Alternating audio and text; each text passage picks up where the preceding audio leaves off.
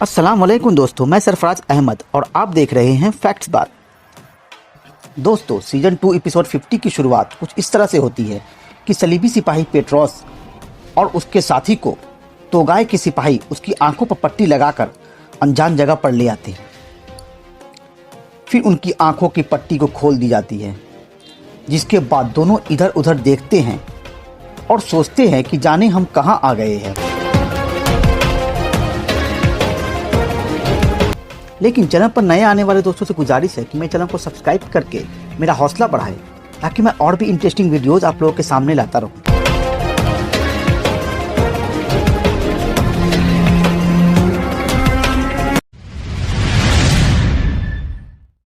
फिर तभी तोगाय अपने बाबा नोयान की तरह जमीन से बाहर निकलता है। फिर पेट्रोस तोगाय से कहता है कि दुंदार हमारे लिए बहुत अच्छी तरह से काम कर रहा है, क्योंकि अब ओस्मान का अपने चचा पर भरोसा काफ़ी ज़्यादा बढ़ चुका है। क्योंकि हमने जो चाल चली थी उसमें अब ओस्मान पूरी तरह से फंस चुका है। यह सुनकर तोगाय खुशी से कहता है कि यह तो बहुत अच्छी बात है, अब वक्त आ गया है कि हम ओस्मान से अपना बदला लें। इधर बाला खातून मलहून खातून का इलाज कर रही होती है। मलहून खातून की तबीयत पहले से बहुत बेहतर है, लेकिन मलहून ने ओस्मान साहब से जो बात बताई है कि आप जिस कबाइल की मदद कर रहे हैं उन सबको तोगाय मार डालेगा, जिसकी वजह से ओस्मान साहब परेशान नजर आते हैं। फिर ओस्मान साहब जिरगा बुलाते हैं, जिसमें सभी सरदारों को बुलाया जाता है, जिसमें दुंदार भी मौजूद होता है। क्योंकि ओस्मान साहब को जो शक था कि दुंदार गद्दार है वह भी खत्म हो चुका है, लेकिन दुंदार अंदर ही अंदर पेट्रोस से मिलकर ओस्मान साहब के खिलाफ काम कर रहा होता है। इधर दुंदार सोगोत पहुंचता है और पेट्रोस से मिलता है। दुंदार कहता है कि आखिर ओस्मान कैसे बच गया। मैंने ओस्मान को मारने के लिए कितनी मेहनत किया और कितने मंसूबा बनाया ताकि ओस्मान के बाद मैं कबीले का सरदार बन सकूं, लेकिन मेरी सारी मेहनत बेकार हो गई। पहले तो ओस्मान निकोला से बच गया और अब तोगाय से भी बच निकला।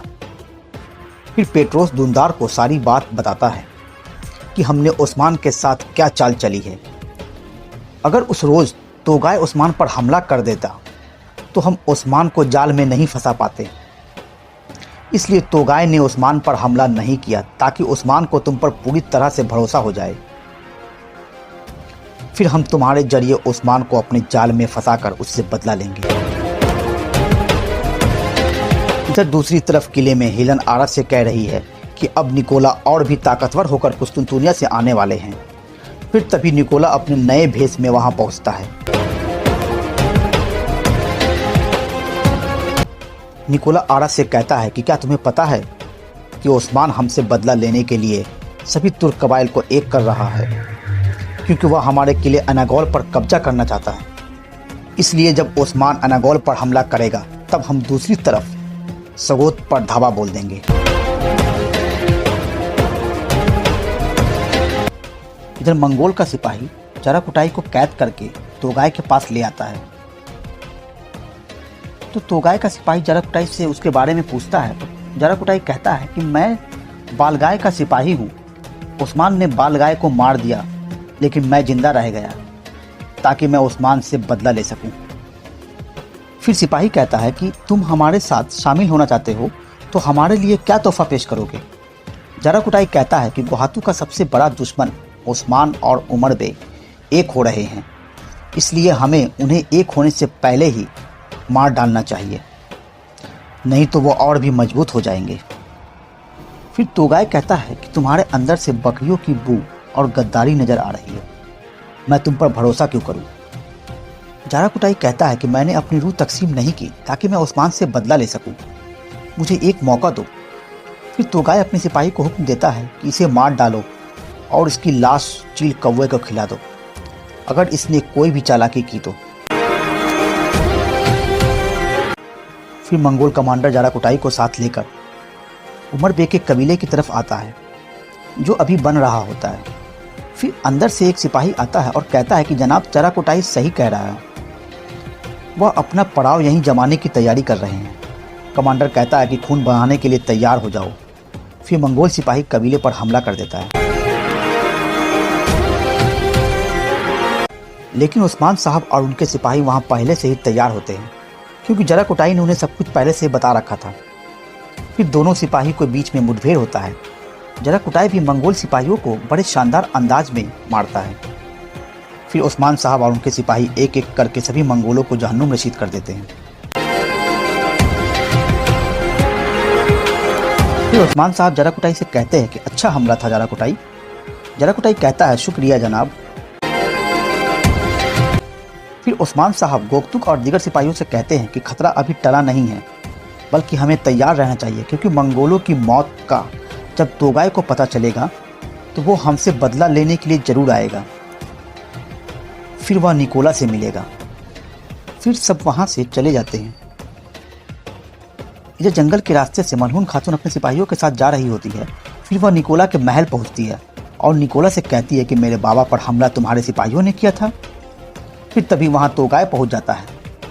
मलहून तोगाय को देखकर हैरान हो जाती है। फिर मलहून तोगाय पर हमला करने की कोशिश करती है, लेकिन तोगाय मलहून खातून का गला दबा देता है।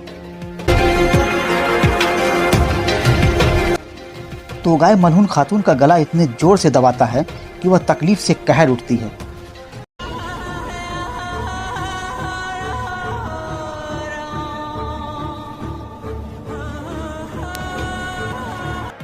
फिर तोगाय वहां से चला जाता है। इधर उस्मान साहब अपने खेमे में होते हैं। तभी बोरान वहां पहुंचते हैं और कहते हैं कि सरदार एक नज़र बाहर देखें। बाहर तोगाय अकेला आया हुआ होता है।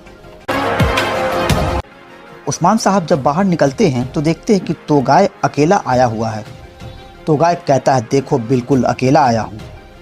उस्मान कहते हैं कि अपनी मौत की तरफ आए हो तोगाय। तोगाय कहता है कि मौत को जब मैं पुकारूंगा तभी आएगी उस्मान साहब। तोगाय कहता है कि उमर बे की बेटी मेरे कब्जे में है, अगर उसकी ज़िंदगी चाहते हो तो गवर्नर मुझे दे दो।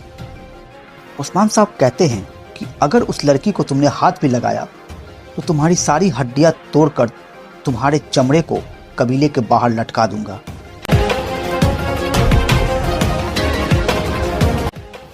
तोगाय कहता है कि तुम गवर्नर को काले दरख्त के पास लेकर आना, मैं वहां तुम्हारा इंतजार करूंगा।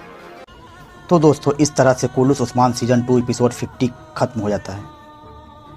तो फिर मिलते हैं अपने नेक्स्ट वीडियो के साथ। अल्लाह हाफिज़।